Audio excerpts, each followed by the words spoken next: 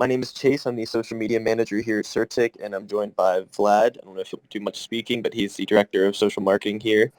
And can you guys go ahead and introduce yourselves and kind of a high-level overview of your project or like what you guys are trying to accomplish? Yeah, most definitely. So my name is Daltz. I work with Shade Protocol on the marketing side. So I'm the director of marketing and then also community management stuff, joined by Fisco. And I'll let him give a quick introduction and then kind of the project overview as well.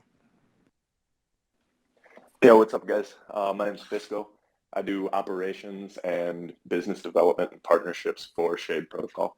So working with our team and all the other teams that we're partnering with. So that's kind of the main thing I do here. Do you want me to give a overview of Shade Protocol now, or should we wait until introductions are finished? Go ahead and do it now, and then we'll let Hector introduce themselves and the project as well. Yeah, cool. So we're building DeFi applications on Secret Network. Essentially, the vision here is to have a full stack of DeFi applications that are all interoperable within our own ecosystem. So we've got Silk and Shade, a stablecoin and a utility token that are functional across the entire stack of applications, with obviously from Secret Network privacy baked in throughout the whole thing. Gotcha. Thank you. And then Hector, do you want to intro yourself and then what you guys are building? Hello, my name is Arachne. I'm the Artistic Director and Communications Director for Hector Network, and I also do a fair bit of project management for some of our sub-brands. Hector in general is a decentralized ecosystem. We're based on Phantom, and we're spreading cross-chain. We're currently also offering some of our protocol on BNB. And same sort of thing, we're just looking to build more use cases, more utility for DeFi applications and spaces for users to take advantage of all that blockchain has to offer beyond just tokens. We have two ourselves, our utility token Hec and our stablecoin Tor. Gotcha, thank you. And yeah, I think some people do sort of forget sometimes there's more to the ecosystem, everything than just the token and making money, although that is a big part of why most people are here.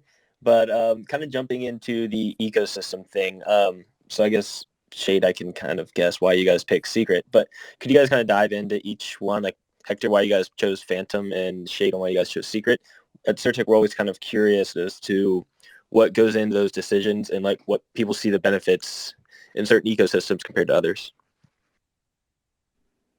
Yeah, for sure. I can jump in here for Shade Protocol. So obviously for us, the main driving factor of jumping in with Secret Network is privacy. At the end of the day, we believe that privacy is a human right. And additionally to that, it's also what we feel is something that's super essential to a healthy financial system. Specifically with Secret Network, it enables an auditable privacy system. So it allows users to go back and unlock all of their transaction history, which is a little bit better of a compliance framework than, say, some other privacy preserving ecosystems, because it allows auditing, it allows compliance. So that's the sentiment there. And then obviously as well, Secret Network is in the Cosmos. So it allows interoperability between a ton of different chains that's enabled through Cosmos SDK, CosmWasm, and IBC. So that's the thought process behind our ecosystem choice. Building on Secret Network and then obviously being in the Cosmos ecosystem is fantastic as well. Yeah, we chose to build on Phantom for a number of reasons. Primarily incredibly low transaction fees, very quick transaction times, and it's very scalable.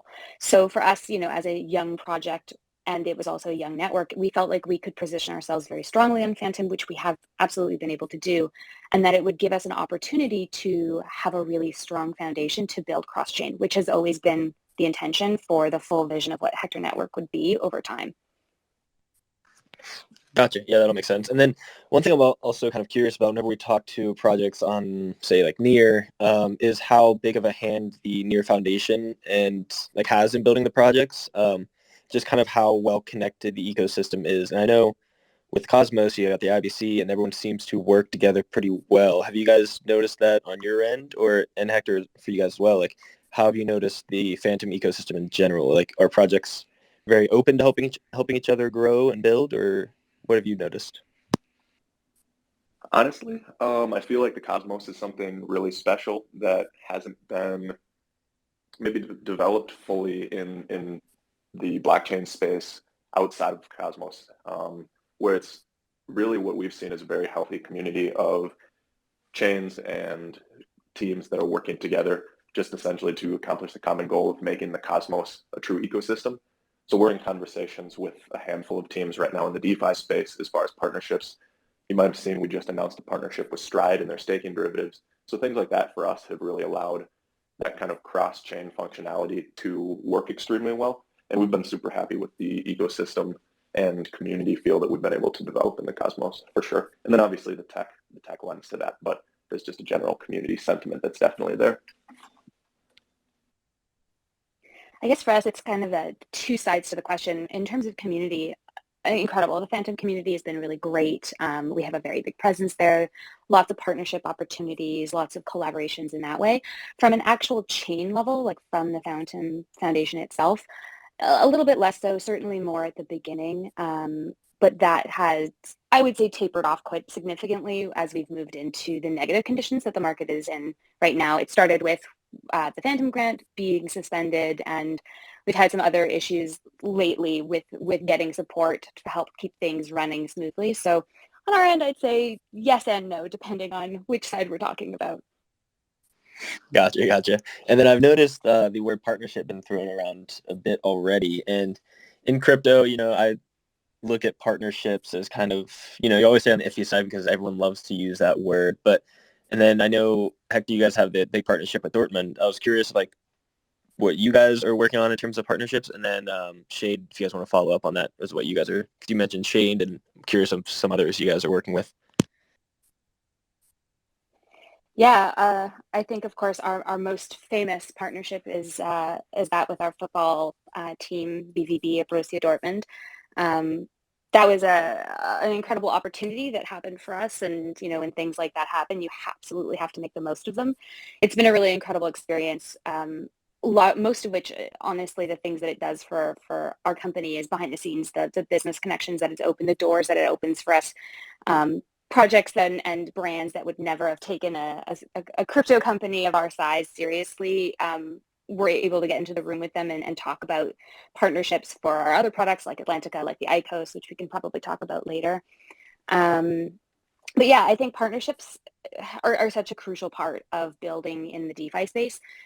It can be as big or as little, from like just co-marketing to really building products together. But this space is so expansive that no one company can really achieve everything by themselves, and it would be crazy to do so. So it's better to connect with projects that are already tackling a different aspect and then work in collaboration and find a way to build that community together.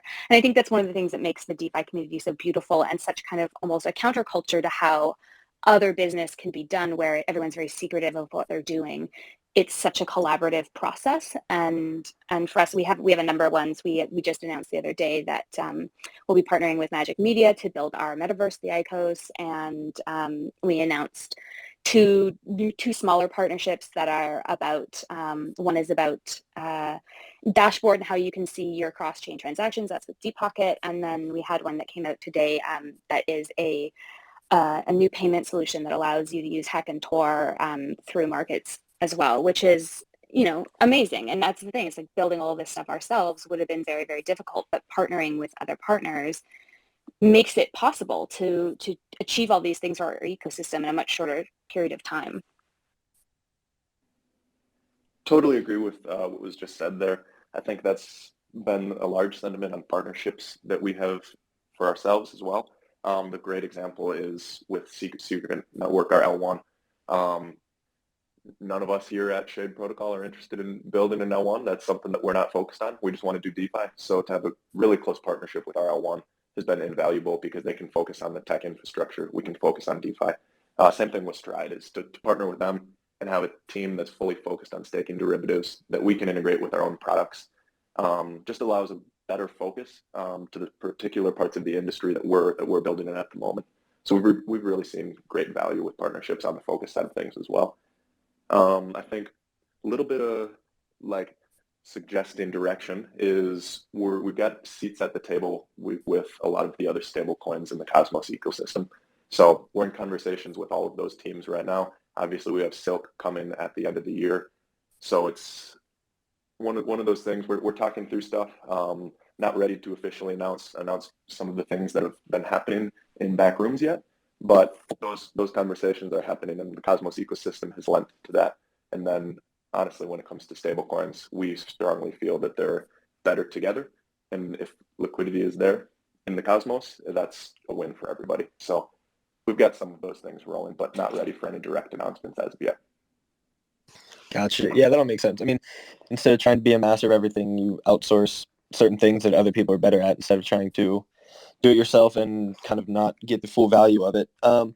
So for Shade, I wanted to ask you guys about kind of privacy and just the overall landscape of where you guys see it going. Because obviously you said that you believe privacy is a human right, and I'm curious of like what trend you've seen in the crypto space of, because I know back when I first started my journey, it was, Monero, Verge. There was a lot more privacy coins, I feel like. Maybe not more, but they had more, people looked at them as having more importance then, kind of compared to what I see today. So kind of just your thoughts on the overall privacy landscape and where you think it's headed. Yeah, absolutely. So I think there's a couple different ways that you could take that question. You could look at it on the landscape of kind of the corporate side of things, the institutional side of things. You can look at it from the retail privacy side of things, and then you could also look at it from the regulation side of things. So I think focusing on the retail side of things, when privacy was kind of when it was first introduced into the market, it was very retail focused, and it allowed users the ability to not transact on a completely public blockchain, right? And we kind of took that for granted when we first stepped into the space, that things were just transparent. And it wasn't like normal life where you have some version of privacy. And so we kind of stepped all the way over into the complete black box side of privacy. And I think there was a little bit of a, oh shoot, like that's maybe too far, right? And so we kind of started to see introductions of other projects where it wasn't quite that full step, where it was a half step. And that's kind of where I see us right now with Secret Network, where we have the auditability, we have the VUQ structure that allows users to still transact with that everyday privacy. That's a right that they should have. But it also allows them to kind of be the compliant, good citizen of wherever they are from. If they need to pay taxes, if they need to get an audit, right, it allows you the comfortability to know that, hey, I have access to all of these things and it's not just this black box. But I mean, stepping into the institutional side of things, I think we aren't going to see institutional adoption until privacy is just a standard across the board. I've had conversations with institutions, I've had conversations with these people, and they aren't going to bring in capital unless they can operate in the same framework that they operate in the traditional world. And that is a privacy preserving world, that is aspects of things that aren't public data, that aren't available to everyone, right? And so I see privacy moving into the mainstream. Now that kind of depends on adoption. That kind of depends on if we want to focus on the retail or the institutional side. But I see it moving more towards the institutional adoption of, they need privacy to move capital in. And how do you do that? Well, you need these solutions. You need homeomorphic encryption. You need ZKs. You need TEs. You need all of these things, and they need to be worked on. They need to be perfected. But when we get to that point, I think that's kind of where I see privacy going. Gotcha. Yeah, that all makes sense. And then, like, I'm sure we could have a very long conversation about CBDCs and all that stuff. One day we can get into that maybe. But yeah, I mean, it's definitely a trend that I mean, it's something that I haven't liked seeing. It's kind of the disappearance and people not caring about it as much as they used to in the cypherpunk old crypto days. But I do think it's a very important aspect of this. But one thing where my mind always goes, working for CertiK and being a security company, is with privacy and people being anonymous, is the trend in rug pulls and scams we've seen. So I guess I can definitely agree on the user side that privacy is the important. But then once we start talking about the scams and all that stuff, that's kind of been a rise in the crypto space. Do you guys have any thoughts on that? Of like, is there a middle ground per se of where, because we do KYC and we keep all of our KYC clients like very protected, secure. We never share their information unless they blatantly rug pull or stuff like that. So I was just curious if you have any take on that of, the scams versus privacy. Yeah, so for the first part of your question, CBDCs, that could be a very long conversation, but I'll sum it up with, we believe in user sovereignty. So That'll be my answer to that. But yeah, in regards to scams, in regards to the rug pulls, I feel like people pretend that this industry is different than the traditional industry, where that stuff happens all the time in the traditional finance world, the traditional business world as well. So I don't understand, I guess, why people treat it as something new. I think people kind of come to crypto sometimes and expect this like beautiful world to be laid out in front of them. That's not dangerous.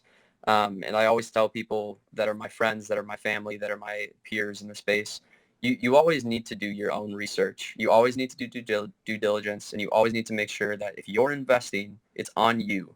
This isn't a space where you hand your money to an investor and then he's the middleman and he invests all of your money, and that company is at risk for your own money. Like, this is strict peer-to-peer investing.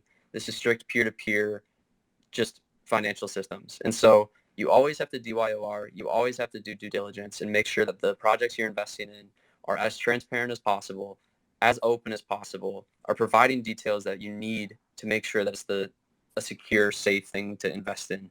And I feel like we've done that really, really well at Shade. All of our tokenomics are completely transparent. All of our investors are completely transparent.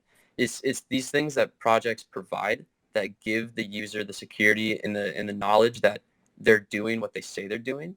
And so, again, just to go back and reiterate this point, if you do your own research and you do due diligence, you can weed out which projects are going to potentially not be safe or not be true to their word as to what they're doing. But like you said, it happens. It exists in both the TradFi world and the DeFi world. It's more on the user base in the retail to make sure in this side of things that they're doing their own research and making sure that things are working for them. You know, it's so interesting that you said that, because I come from a background of significant personal traditional finance. And Yeah. I find it so funny because when I was getting into crypto, I was like, oh, everything is almost a direct one-to-one relationship between,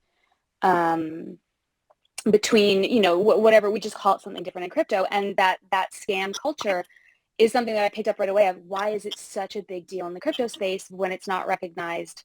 Everyone I know and their dog will send me the article when one person gets scammed by Bitcoin, but I get daily text messages that are scams. I get daily text messages that are scams like that. But we get one article a month about somebody who got scammed a lot of money on Bitcoin. And I swear I get sent it from about 15 different sources. Did you see this? Did you know? It's such an interesting juxtaposition.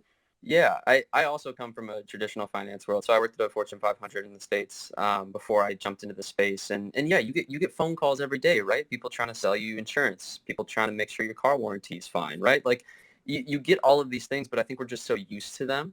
And then you step into a new space and it's all shiny and new. And you take for granted that it also happens. I also think that it's also publicized a little bit more, especially with the monetary amounts and the things that happen, like you said.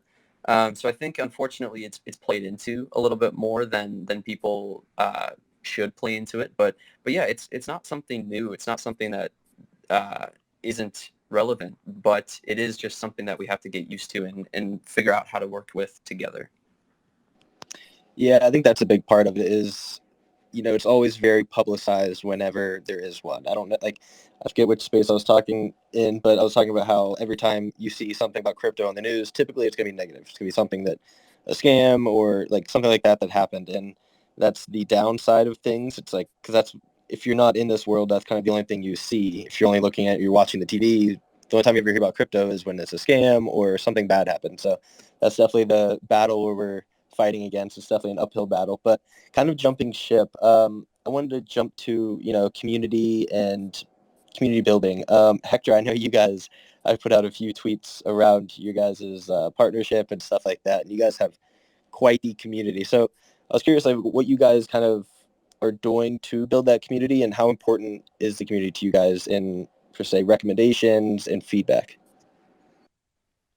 I mean, there's kind of twofold things here, right? Like, thing number one is, without a doubt, our company was outrageously lucky. We launched at a particular window where we ended up with a much bigger following, a bigger community than we ever possibly could have imagined. immediately. Like, it was crazy. And so that being said, it's about now, how do we retain that community? How do we keep them engaged, especially as market conditions have turned sour, shall we say? But we do a lot of community engagement. We do weekly game nights on our Twitch channel. We do multiple giveaways weekly. Some of that is through our stablecoin tour. A lot of that now is BVB merch, which of course we're very lucky to have access to. We do we have a big Discord server and Telegram server. We use tip bots to do rains. We do trivia nights sometimes in there. And that's all what we do to kind of keep our community engaged, especially since we're so heavily in the development cycle of most of our ecosystem. So our actual offerings haven't necessarily kicked in as much as we would like them to. But in particular, I mean, our community, everyone who works with Hector Network, we get up every morning and do what we do because of how incredible our community is, because these people have trusted us to build. They believe in what we're doing. In particular, there's a group that's on our Discord server. We call them oracles, and initially it was a role that was given to anybody who was in the Discord server when we launched, and now it's kind of expanded to users that are particularly helpful in the community, helping new users get situated, answering questions, helping people troubleshoot. And lately we've really started to help our development cycle by talking to them and getting feedback from them and insight and ideas, and when they're having issues, things that they'd like to see.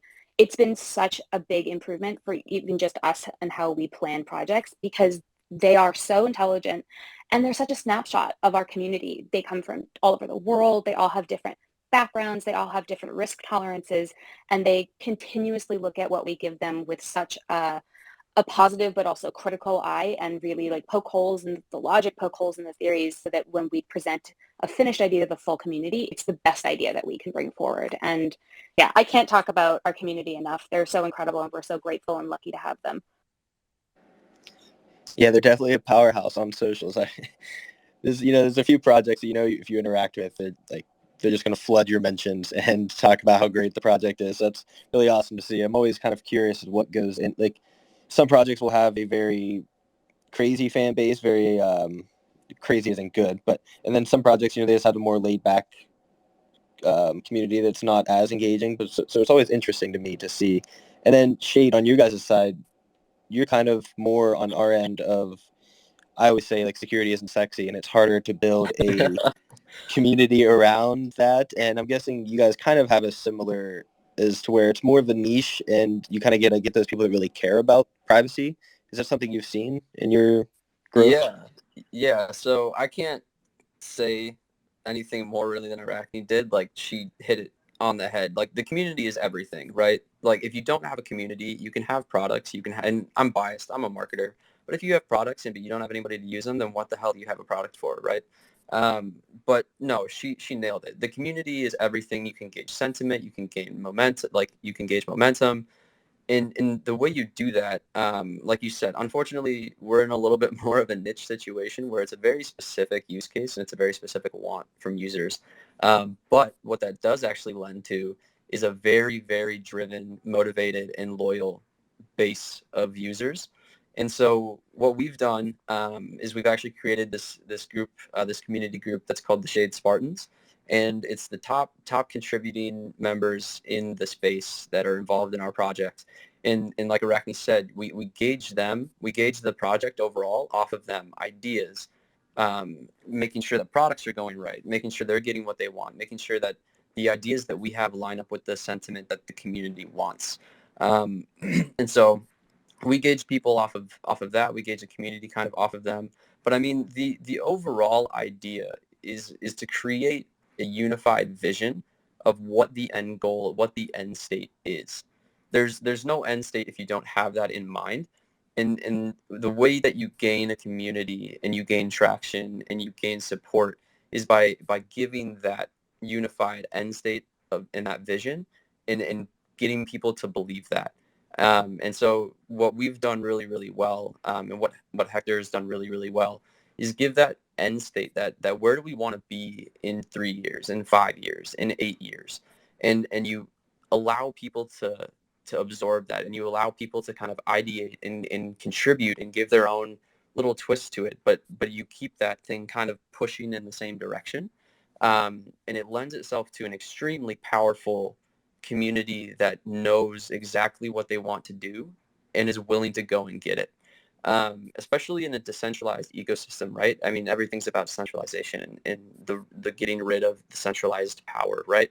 So especially in a decentralized ecosystem, if you can sell a vision, if you can get the community to believe in the end state, it doesn't matter where they are. It doesn't matter who they are. It doesn't matter where they're from. They can be around the entire globe, right? But if they know the vision and they know what we want to get to, it's very, very easy to have that driven user base. And again, Arachne said a lot of what I want to say, but so I won't repeat it. But yeah, it's community is everything, man. If you have community around your project, then you have momentum. And so yeah, unfortunately, we've been in a little bit of a bear, but I always like to say bears are for builders, and bears are for when you create absolutely beautiful applications and beautiful things that to exist. And when that next bull runs around, that's when people start to realize what's actually going on.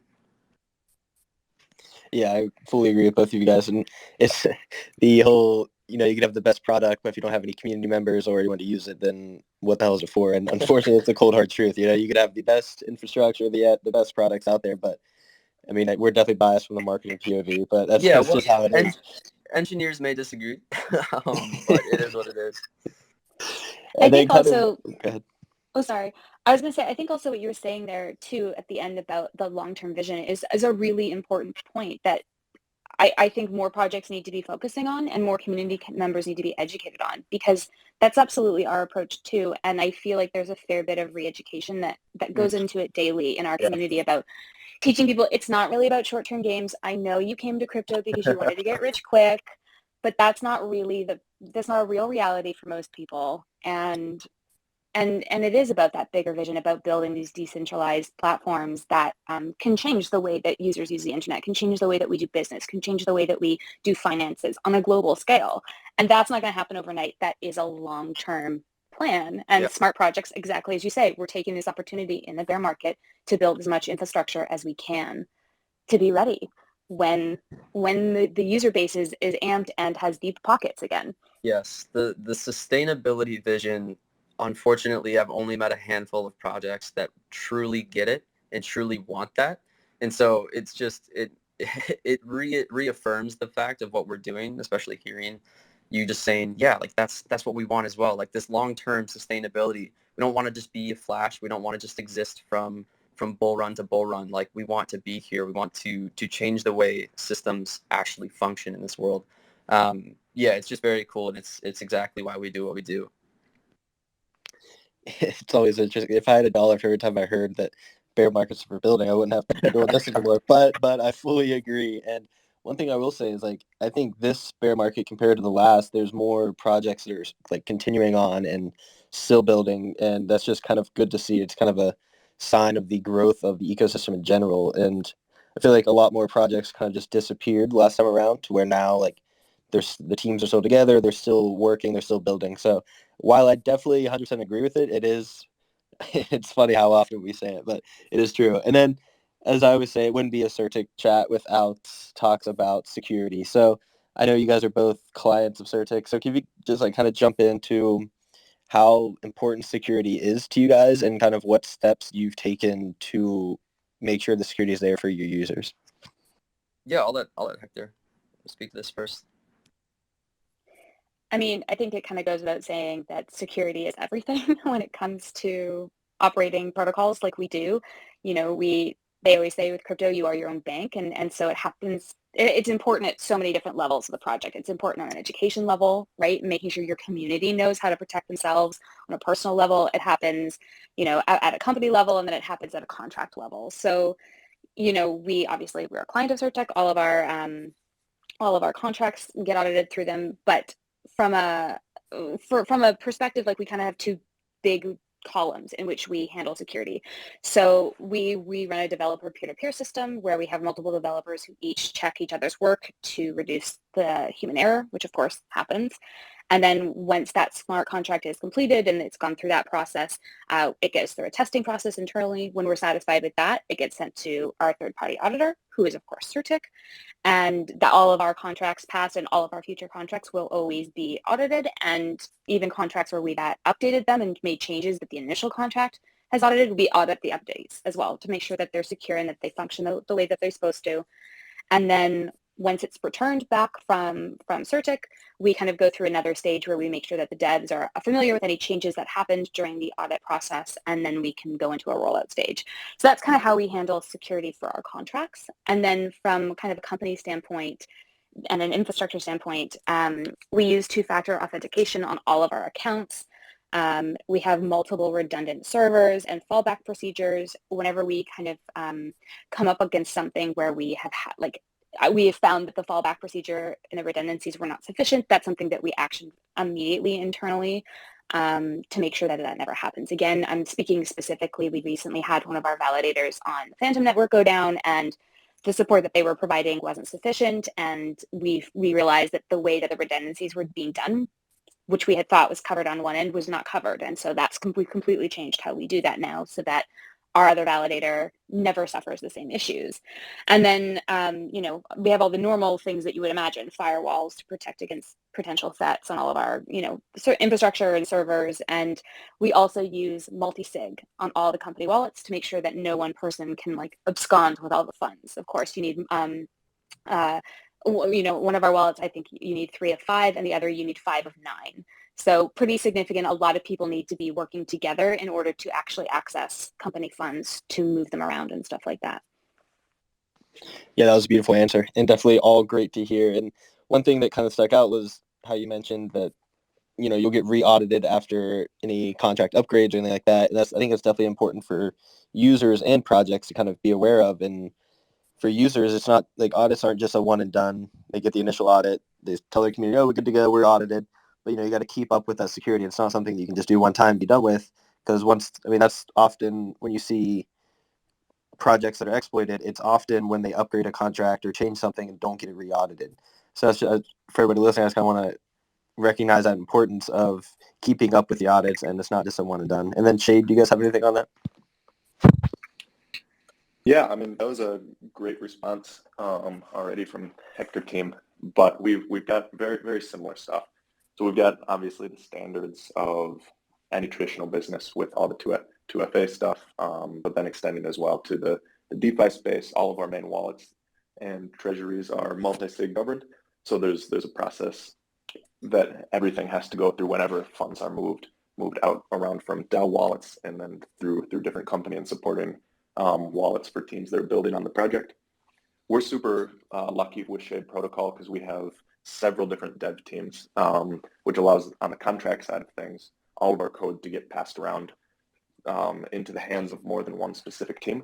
So a contract is finished up after the internal audits for the specific team that built that, which is anywhere from 2 to 3 audits.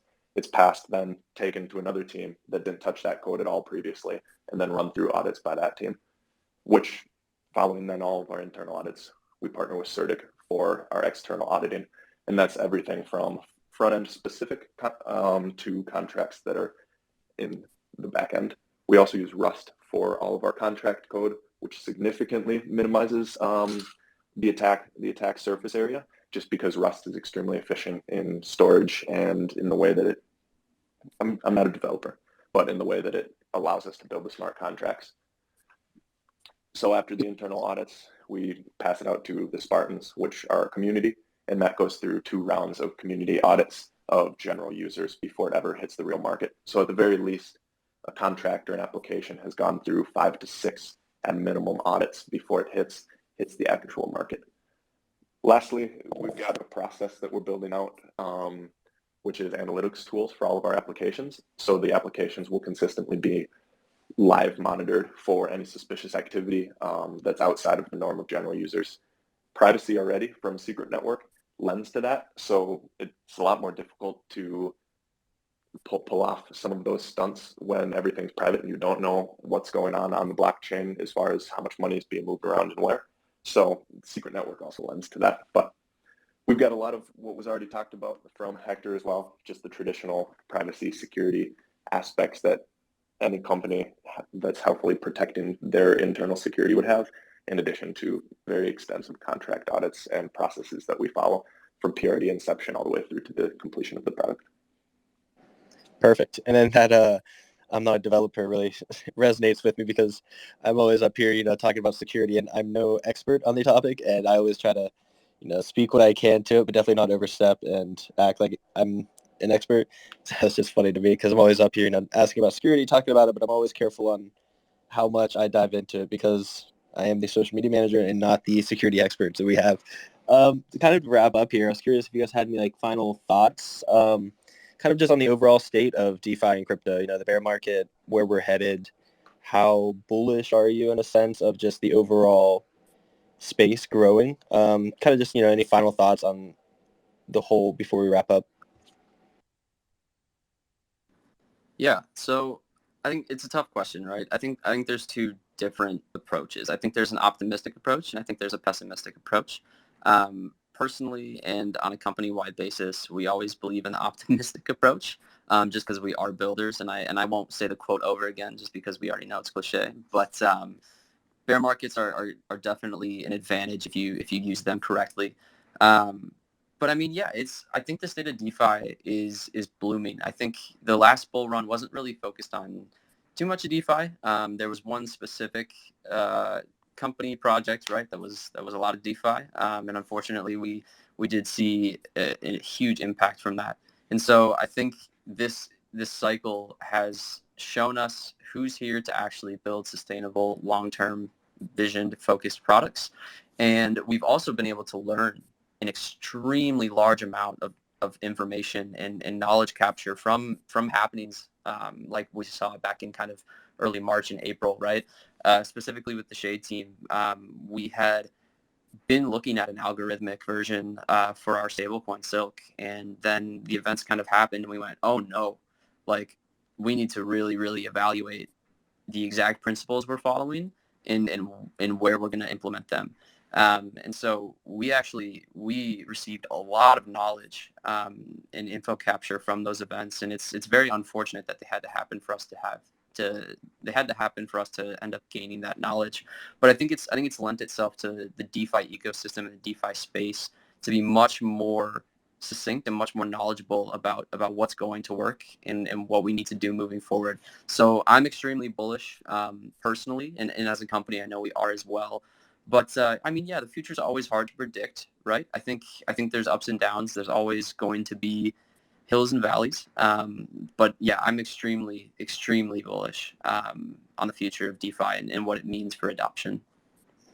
Yeah, that's great to hear. And on the algorithmic stablecoin, it's definitely, I mean, there's two sides to it. Yes, it's very unfortunate what happened. We don't want to see that happen. But as long as people like yourselves can kind of learn from that and make the future better based on what we learned of like what went right, what went wrong, how can we fix this, I see that as a win in the sense of, going forward, we make sure something like that doesn't happen again. So it's definitely good to hear you guys speak on that. Yeah, exactly. Like you have to make sure as a company in the space that you don't let those things happen again. Now, there's going to be things that we have no idea about that are going to happen. But if we can make sure that the past doesn't happen again because we're knowledgeable about it, that's what you need to strive for. And especially like kind of Arachne touched on this, but especially in a financial area where we're creating systems and we're creating applications that deal with personal finance, if you're not paying attention and if you're not doing the absolute most as a company to make sure that these things are secure, make sure these things are safe, make sure that these things are following sound financial principle, then you're failing as a company to take care of your end user and your user base, which again, we've discussed is the most important thing that exists.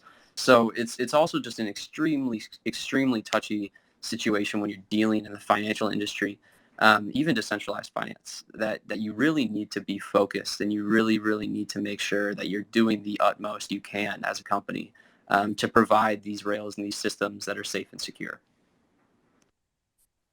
I can't echo what you said strongly enough. I think it's it's so important.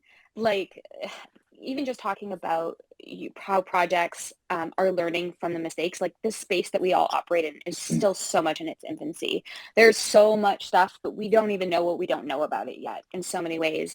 But what I look for in our partners and what I look for from us as a company and our internal team is that ability to be recognizing what's happening around us and registering what it is, what the root causes are, and then pivoting so that we can protect our protocol from doing the same thing, having the same issues, having the same vulnerabilities. And I look for that in our partners too. Like, are you responding to like the new information that comes out? Are you responding? Did you make changes in your protocol based on recent events? It's so important, and hearing other people talk about it like makes me very happy, because it is that we have such an obligation to our users. We have such an obligation to our users to ensure that our companies operate at the highest standards on their behalf across the board. For me, it's a non-negotiable point and has to be factored into everything that we do in a day. But I'm off topic. The topic is the future of DeFi. And I mean, it goes without saying, we're in a pretty rocky spot now. And that's not just DeFi, it's not just blockchain, that's across the boards. We were slated to have a significant recession, and I think we're going to get it. But beyond that, I do think that these things are always cyclical. Like, they go up, they come down.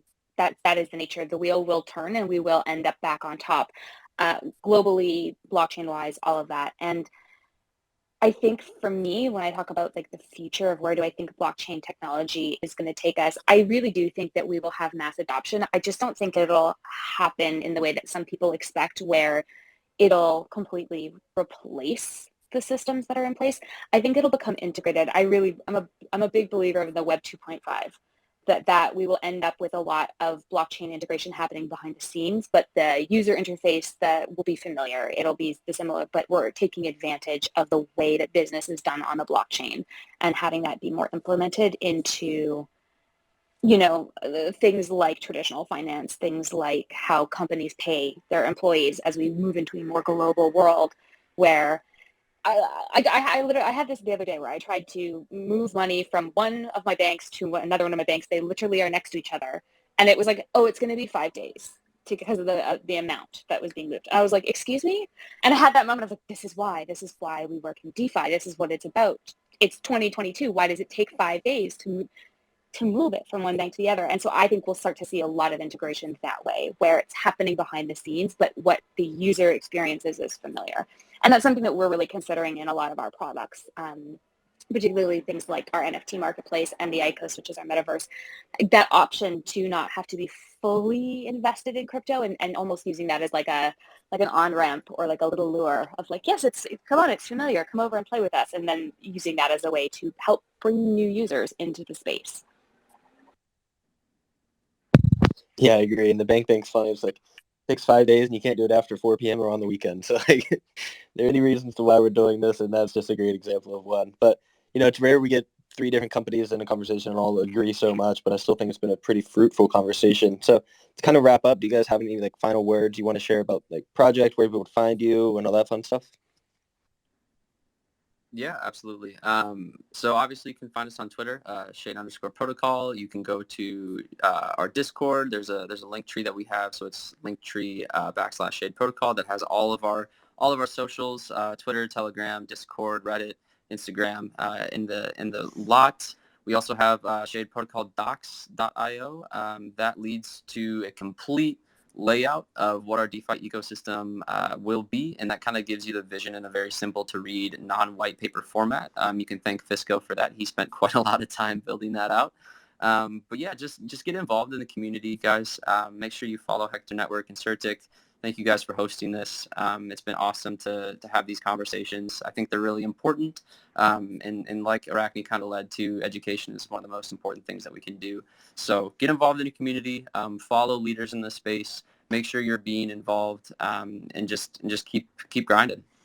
Yes, and for us, obviously you can follow us on Twitter, and we have a Beacons. That's our kind of easiest way to find all of our socials. So that's beacons.ai/Hector_network. And our Telegram and Discord communities, dare I say, are bumping. Lots of fun, lots of engagement. Please, if you want to join the community, I highly recommend getting involved in either of those. You can easily find them through our Beacon. If you're new and you want to come and say hi, you can at me specifically in the Discord. I'm very active there. You can ask questions. My handle is just @Arachne. And yeah, you can visit our website, which is hector.network. And there again, you'll find kind of the layout of our ecosystem in a non-white paper format, but also our white paper is available there. And yes, it's been a real pleasure to be here. And it's really exciting to get to talk with other leaders in the space about what I think are really important issues like longevity, like security, about education and how important it is to take care of the people who entrust us to build on their behalf. Perfect. Well, I want to thank you guys for coming on. I definitely think it's been a educational space. And for everyone listening, if you want to see some more of these with some other great projects, be sure to follow CertiK and CertiK Community. And on our Discord, we discuss different topics such as these and security and different ecosystems. So definitely check that out as well. And then head to CertiK.com to check out the project pages for these projects, Shade and Hector. And I just want to thank you guys again for coming, and maybe we'll do this again sometime.